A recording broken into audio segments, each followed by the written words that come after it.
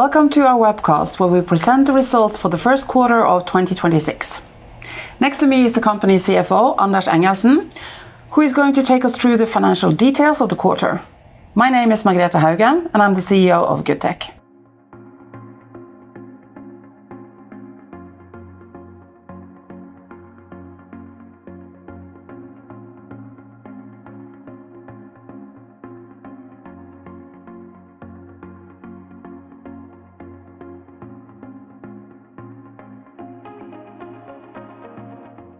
Let me start with a brief summary of the key highlights from the first quarter.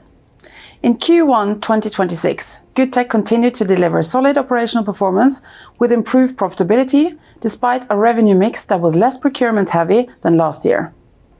Net operating revenue after external project cost increased to 141 million NOK, corresponding to 3% organic growth compared to Q1 2025. Profitability, however, improved significantly. EBITDA increased to 20 million NOK, with the margin expanding to 14.4% from 11.1% in the same period last year. EBITA increased to 14.8 million, corresponding to a margin of 10.5%, up from 7% in the same quarter last year. This clearly demonstrates the positive effects of better project mix, strong execution, and disciplined cost control. From a people perspective, the organization remains stable and healthy. The number of employees remains at the same level with 309. The sick leave was reduced to 3.4%, and we once again reported 0 absence injuries. Finally, the order intake in the quarter amounted to 148 million, and order backlog ended at 312 million NOK. Overall, Q1 shows continued progress on our strategic priorities, earnings quality, disciplined execution, and a strong financial position. Let me start with the financial performance in the first quarter. Starting with total revenue, Q1 2026 came in at 172.2 million, which is 12% lower than in Q1 last year. This decline is entirely driven by the project mix in the quarter. Compared to Q1 last year, we had a significantly lower share of procurement-heavy projects, and external project costs were reduced from 53.4 million to 30.8 million this year. As a result, total revenue comes down. It's also worth highlighting that aftermarket and service revenue accounted for 17% of total revenue in the quarter. This continues to support earnings quality and stability and is fully in line with our strategic focus on lifecycle services. Looking at net operating revenue after external project costs, this increased 3% year-on-year from 136.8 million to 141.4 million. This growth was driven by strong project execution across the organization and good utilization of our personnel. In other words, while reported revenue declined, the underlying value creation in our core business continued to grow. Turning to profitability, EBITDA increased by 5.2 million year-on-year, with the margin expanding from 7% to 10.5%. This margin improvement reflects both higher operational efficiency and a more favorable cost structure. Personnel expenses increased from 101.8 million to 106.9 million, corresponding to a 5% increase. This reflects general wage growth and is fully in line with expectations. At the same time, other operating expenses decreased materially from 19.8 million to 14.2 million, a reduction of 28%. A large part of this year-on-year reduction is explained by 3 million related to discontinued operations, including the absence of losses recorded in the prior year of 2 million and a 1 million settlement received in the current quarter. The remaining improvement reflects continued cost discipline and reduced use of external services across the organization. Overall, Q1 demonstrates strong project execution that continues to translate into higher margins and improved earnings quality. Moving on to order intake and backlog. Order intake in the quarter amounted to 148 million, which is 29 million lower than in Q1 last year. This resulted in a book-to-bill ratio of 0.9 for the quarter. The order intake was well diversified and driven by renewal of framework agreements, expansions of ongoing projects, and a number of small to medium-sized projects across the industries we serve. Importantly, we continue to see good activity levels in our core markets. Order backlog at the end of the quarter stood at 312 million compared to 340 million at the same time last year.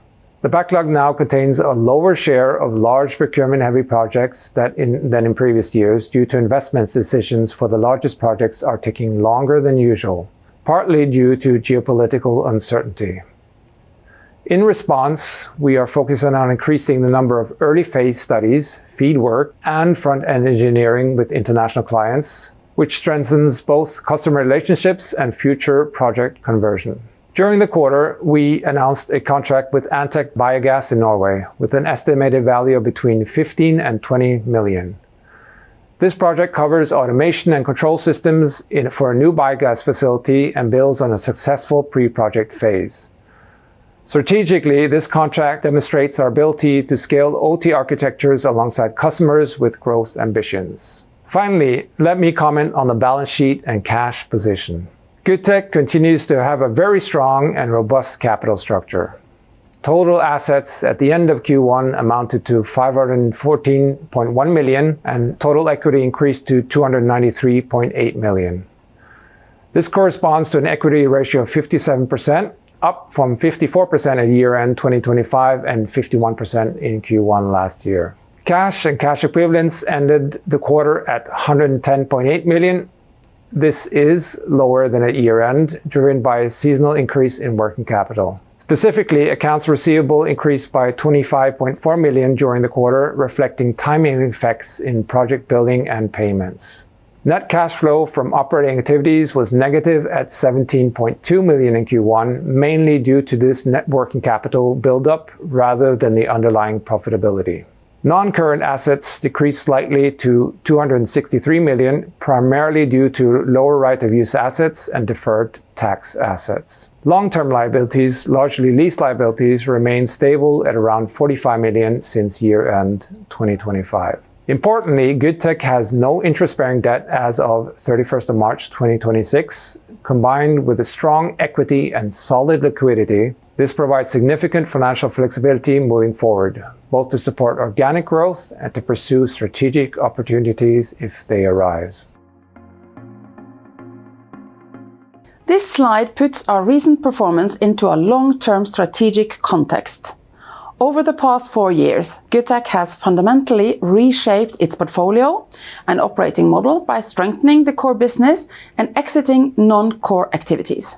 We have divested businesses with none or lower strategic fit or profitability potential, including mechanical manufacturing, in-house fabrication, environmental solutions, and water and waste treatment. At the same time, we have selectively invested in capabilities that do strengthen our position as a system integrator within automation, digitalization, and process industries. Strategic acquisitions such as Avanti Engineering and Skala Flytende has added expertise within automation, vision technology, and process engineering and software, and it has provided us with extended competence and presence in new geographies. This strategic repositioning is reflected in the financial development shown on the slide. Rolling 12-month net operating revenue has increased steadily, while EBIT margins have improved materially, moving from negative territory to high single-digit levels during 2025. Large and complex projects delivered over the period, such as industrial digitalization for Aker Solutions, the Retec rare element plant, and major projects for Wacker Chemicals and Orkla Health, illustrate the type of work we now prioritize.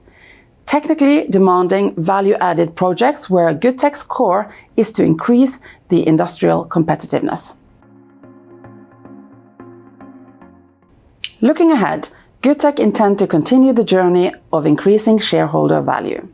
The foundation is solid, and we will continue to improve utilization through solid project execution and larger, lower-risk projects. The industry needs to increase its competitiveness, and Goodtech do contribute on a pilot studies, projects that move into EPC and system delivery projects with a favorable risk profile. This is where we can apply standardized delivery models and our disciplined project execution. Improved resource planning and higher utilization directly support margin expansion. As project size and standardization increase, we see clear scale benefits. Higher utilization reduces unit cost, improved execution predictability, and supports strong cash conversion over time. Following this, an increase in service, aftermarket, and applied RE. We are systematically growing the share of service and maintenance agreements following project delivery. Managed services and lifecycle support create recurring revenue streams with attractive margins. At the same time, applied RE is used as a practical tool in engineering, delivery, and asset optimization, not as speculative technology, but as a driver of efficiency and margin improvement. Finally, we also see opportunities to scale beyond the current core. This includes geography expansions, entry into selected new verticals, and growth in digital offerings. Importantly, this will be pursued in capital-efficient manner, leveraging existing competencies rather than large balance sheet-heavy investments. Together, these levers support stronger earnings stability, higher earnings quality, and sustained earnings growth over time. To conclude, Q1 2026 was characterized by solid operational performance and strong profitability. Looking ahead, our focus remains unchanged. We will continue to prioritize operational excellence and disciplined project execution. We expect a growing emphasis on aftermarket and lifecycle services to gradually increase the share of recurring, higher margin revenue. While the current backlog contains fewer large procurement-heavy projects than in 2025, overall activity levels will remain solid. At the same time, large opportunities in the pipeline continue to be characterized by long decision processes. Our diversified industry exposure across energy, manufacturing, process industries, and infrastructure provides resilience in this environment. So in summary, even if there are some geopolitical challenges impacting the decision processes of larger projects, Goodtech enters the remainder of 2026 with a strong financial position, improved earnings quality, and a clear strategic direction. Thank you for following our webcast. For more information, please visit our website, goodtech.no.